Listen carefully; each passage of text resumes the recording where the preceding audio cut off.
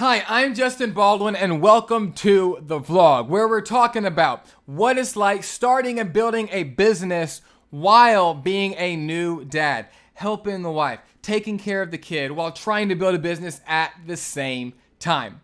In today's episode, we're talking about what it was like the first month of my daughter's life. Strap in.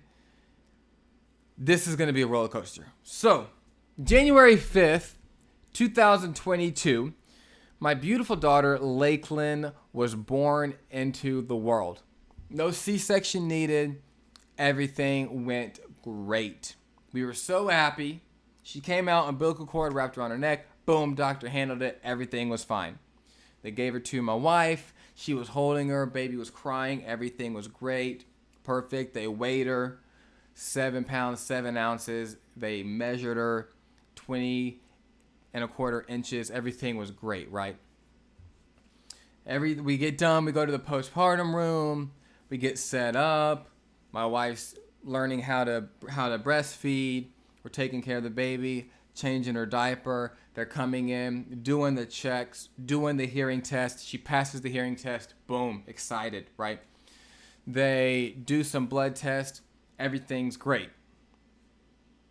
So we stay overnight. They wanted us to stay one more night because they wanted to just make sure that she was latching right and everything else. Last test they do is something called a bilirubin test. And if you don't know what bilirubin is a natural component, a natural byproduct of when the baby red blood cells break down.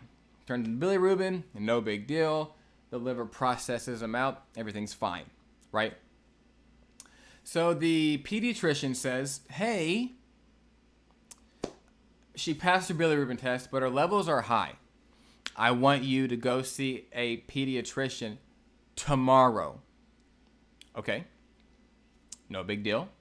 So they finally let us go home. We're so excited. Introduce her to the house. You know, we're so excited to have our new daughter. The dogs. We introduce the dogs to her. They love her so much. They're so excited. And so we go to bed. Well, not really. You know, every 2 hours we're feeding her, changing her, all that stuff. But next morning at 8:30, we go to the pediatrician, right? And so the so they weigh her, they check her, they take her temperature. Everything's fine. Everything's great. Then he said, okay, so we're going to check her bilirubin. So they prick her foot, take the blood, do the test. He says, I'll call you here shortly with the results. It'll be one of three things. Either it'll be the bilirubin will be low enough, so it's no big deal. Great. It'll be medium, so we're like, it's fine, but let's keep an eye on it. Or it'll be really high. And we'll need to take measures pretty fast, right? So I'm like, okay, so what's really high? He was like 17. It was really high. And so if you don't know, really, so when a baby's born, the blood-brain barrier is very, very low, very, very thin. Well, very high bilirubin levels, it can leak through that blood-brain barrier, get into the brain, and cause permanent brain damage for the child. So I got that going through my head now, right, thinking about that. And there's a difference between jaundice, which 1 out of every 2 babies has, and very high bilirubin levels. Jaundice, like I said, is very typical. It goes away within a day or two, and it's because there's bilirubin is a little bit elevated, but it's no big deal. It'll go away, like I said, on its own. The liver will process it out, and then it'll go away. So we leave the pediatrician's office, and we get home. Our suitcase is still completely packed. My wife's parents are here. My parents are here. And they wash their hands, right? They're wearing masks. They're holding her. Everything's great. Everything it's perfect, you know. Great delivery, super healthy baby. Everything's great. Then the pediatrician calls. and he says, hey, her bilirubin levels are 18.4. She needs to go to the hospital right now.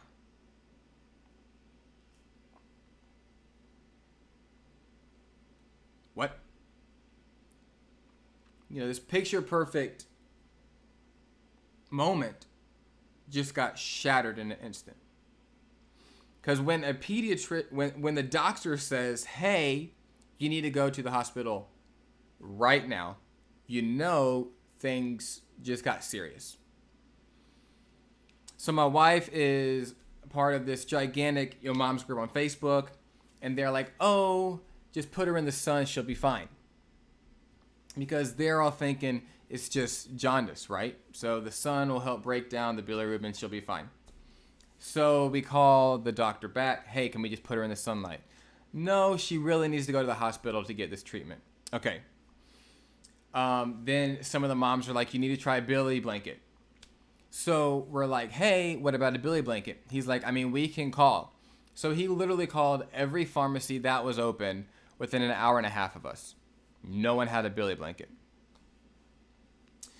So he's like, okay, she really needs to go to the hospital. Because the longer we wait, the higher the risk gets. So I was like, okay. So he calls the hospital here, no beds. He calls a hospital 45 minutes away, nothing. So he calls another hospital that's a well-known hospital, except they can take her, yeah. But we have to go through the emergency department with all the sick people, coronavirus, everything. We're just going to have to hang out and go through the regular admissions process. I was like, absolutely not. Because now every second that ticks by is an issue. I was like, will you call another hospital that's really big in a big city, like an hour away? He's like, sure, I'll call you back. So now we're like getting dressed, getting everything in the car, closing the suitcase up, just like scrambling, trying to get some like baby supplies, diapers, all that stuff in a bag. And we're just like chunking stuff in the car, getting ready to go in the event he finds a hospital, hopefully. So he calls us back. He says, hey, this hospital can take you. The lady's name is Jennifer. She's about to call you and walk you through everything. So I'm getting stuff ready. Bop, bop, bop, bop, bop. She calls, hey Justin, this is Jennifer at hospital. We have a bed for you. We have the staff ready. You can head this way right now. Okay. So boom, we hop in the car, take off. All right. So when we get there, to explain to you the gravity of this situation, we pull up to the admissions door. I hop out, I go inside. They're like, hey, can we help you? I was like, yes, my daughter was just born. She has extremely high bilirubin levels. We need to get her in treatment immediately. So she's like, what's her name? So I'm like, Lakeland Baldwin. So she has this sheet already there from the pediatrician. He's given her all the information. So she's like, okay, I have your information here. Hold on, And the lady beside her is like, you already have the information? And she's like, yes. She's like, let me see that. Boom. She takes this sheet, looks at it, and immediately is like, no, she needs to go up now. So she's like, where's mom and the baby? I point to the car. They grab a wheelchair, take it to her. Mom sit down, boom. Car seat, boom. Dad, go park the car. We have to go. Off they go, boom. Right away. All right, so within a 24-hour period, everything's great. Everything's fine. You need to go to the hospital. Boom. Off they go with my wife and baby. Gone. Just go park and, we'll ask the people. They'll tell you where we're at. The whirlwind, right, in that moment, ever since I knew what a dad was, I wanted to have a little girl. Right? I wanted to be a girl dad so bad. All my wife's wanted was to be a mom. Right? So, she can imagine now, it's just in a tailspin. Right? All right. I have to lock it in. I have to stay focused for. I have to be strong for my wife. I have to be strong for my daughter. So I go. I park the car. By the time I get to the room, there's like 3 like nurses there already checking her. Running the test. Get her in the light. Boom. So if you don't know, there's some, and you might hear her crying right now, but this is real life, you know what I mean? So there's something called photosensory treatment for extremely high bilirubin levels. What that is, there's a little bed. It's like a bassinet type looking thing, except it's not that high. They have a Billy blanket type thing that's ultraviolet light that they put down. They put the baby on top of that. Okay. Then they have to put. Then there's an ultraviolet light that comes over top of the baby, and the baby's only in a diaper. And the lights come on. Boom. They have to put these goggles on the baby's eyes so it doesn't damage their eyes. And the baby just has to lay there. And the light from the ultraviolet, from the Billy blanket pad and the lights are helping break down the bilirubin at a super high fast rate. It turns the bilirubin into a water-soluble substance so that the liver, regardless of how developed it is, can start pumping it out, right? So we got there like 2:30, and she was under the lights. The only time she came out was to be fed, diaper changed, boom, back under the lights. So I mean, we were sitting there, staying up, just like staring at our new, beautiful baby girl. Have to go through all this, like every few hours they had to come in and prick her foot to take blood to go back and test and see how the bilirubin is being broken down. And so they came at like 10 p.m. and tested her bilirubin levels, and they had dropped like pretty dramatically, which is great, right? They had dropped down, literally it was like 14. They had dropped from 18.4 to like 14.7. All right, which is great. And so they're like, we're going to leave her under the lights until 12 midnight and then take her off and we'll test her again at 6 in the morning. So she's, poor thing, still under the lights. They come in at 12. They take her off, take her out of the lights, give her to Mama. Mama holding her. 6 comes around. They test her again, and it dropped from 18.7 to 14 point something. And then at 6 they tested her, and it was at 13.5. So we were elated, right? Bilirubin levels have dropped. There's no danger of brain damage. There's no anything. They're like, okay, you guys can go home. So we come home. And then two days later, they are like, we need her to get tested again. And so we go in and we get her tested. And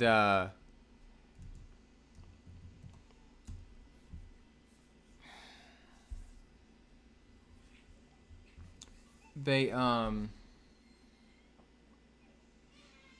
call us in an hour and tell us that the bilirubin levels have gone back up to 17.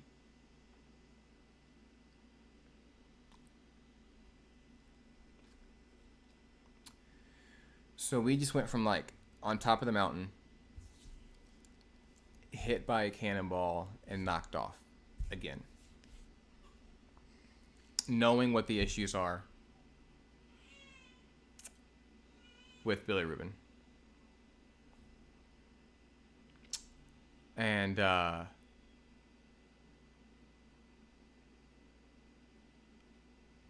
so now they have to do more blood tests. They want us to come back, and the next day, and they do more blood tests. They take a lot of blood, right? And Now, because it went back up, there's a multitude of things at this point that we had to worry about. Does she have a G6P, which is a big thing? You can go look for it. Deficiency. There's a chance that she got some parts of my blood and the mom's blood. And so what came from mama is attacking what came from dad. So attacking the blood cells, right? That's a chance. If that's the case, then we would have to do a complete blood transfusion. And when I say complete, they have to take every ounce of blood out of her body and replace it. That's a possibility. Then there's also the possibility that somehow she has an autoimmune disease. Not AIDS, not HIV. But there's something in her body that is telling her body to attack healthy red blood cells. So all that's going on, right? And so now we have to worry about all of that. And so they do those blood tests, and everything comes back fine, luckily. But we still got high bilirubin. So they said come back on Monday. So that was tested on Friday. Come back on Monday, and we're going to test her again. And if the levels are really high, if they've gone up, then you guys need to go back to the hospital right away. So on Monday, we go. She gets tested again, and her levels dropped from 17 to 16. Right? And so he said, okay, by the way, her blood test came back negative, so she doesn't have the autoimmune disease. Her blood type, she doesn't have your blood and mama's blood, so mama's blood isn't attacking the blood. No blood transfusions needed. So we're like, okay, cool. So at this point, it was either something in the breast milk that her body was fighting against, causing the bilirubin to go up, or her liver hadn't fully developed yet. So before they did like some really intensive liver test, they wanted to check to see if the breast milk was causing the levels to go up. So he says, I would never recommend this if it wasn't necessary. I need you to take the baby off of breast milk and put her on formula for 4 days. And this broke my wife's heart because breast milk is like insanely good for babies. And my wife only wanted to breastfeed her or give her breast milk, not formula. So this was like really difficult for her. She was like bawling, thinking like as she fed the baby formula. So first day goes by, second day goes by, third day goes by, fourth day goes by.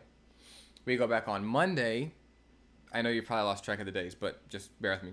We go back on Monday, and her levels had dropped from 16 to 13 on the formula. So he's like, okay, this is really, really good. We're making progress. Okay. So this was like the 5th or 6th time that she'd had to have her poor little feet pricked to take blood. Maybe 7th or 8th, to be honest. He's like, I want you to go back on breast milk for 3 days. Come back on Thursday. We'll test her again.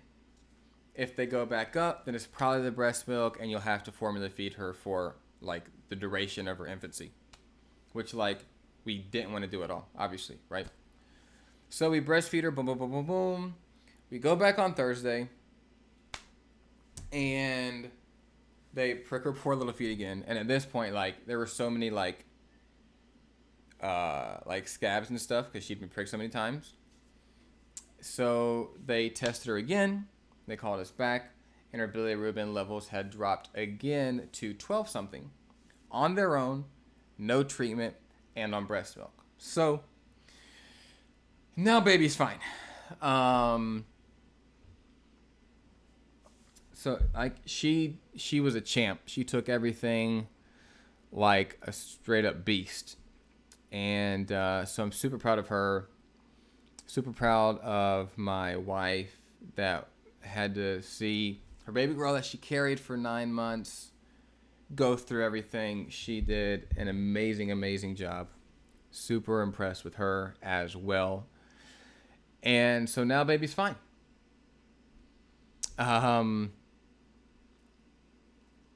And she's growing, which I really hate, but she is. She's growing. She's doing great. She's eating great on breast milk. You know, just had her photo shoot I think a week ago. Super excited for those photos to come out. She's smiling all the time. Her faces are amazing. She's doing great, doing awesome. So super excited about that. So this is February 2nd. And so on February 5th, she'll be a month old. I really hate that. It really seems like literally just, I don't even know how she's about to be a month old. I'm sure a lot of that has to do with like the first two or 3 weeks. We were like constantly in and out of the pediatrician's office, you know, worrying and, you know, taking care and everything else. But, yeah, so in just 3 days, she'll be a month old. And I hate that so bad. But that is kind of like the first month of her life, how that went. And so what you can expect from now on, I'm about to do a video on how the first month of the business has went.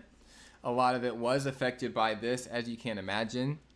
But from now here on out, each vlog video will be a mixture of what it's been like taking care of her and the business stuff at the same time, back and forth. So if you made it this far, I really appreciate it. Hope you enjoy this vlog. Hope you enjoy the videos. Hope you'll learn some stuff. So like every time that I learn something about like being a parent or taking care of her, I'll share. There's a lot of stuff that like all the books and all the videos and everything that you might read never tell you about. So hopefully you'll learn some stuff from here. But again, this is episode 1. Thank you for watching the vlog.